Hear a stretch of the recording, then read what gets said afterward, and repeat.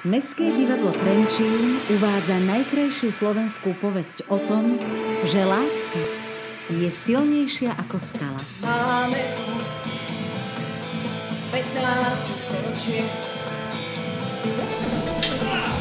Múzeum je stále bezpečie. Kto pochybuje o nedobytosti Trenčianskeho hradu, od ktorého všetky vojská s dlhým nosom odtiaľnuť museli, ha? Svet sa podľa vlajky delí na hrade Trenčín.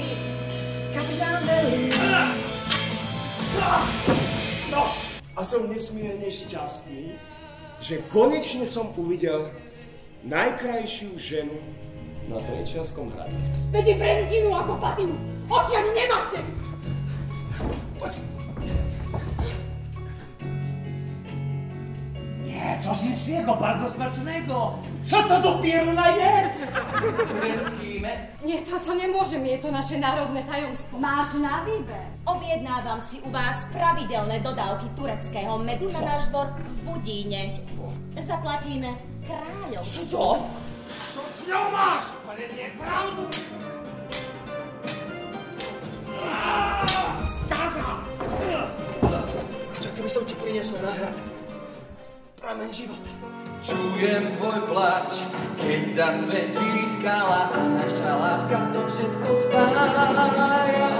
Kredo maďa, keď tá podmienka nech ti nezostane, len spomienka, smel si mať, keby si dokázal dať. A nie len vzal, čo Boh ti daroval.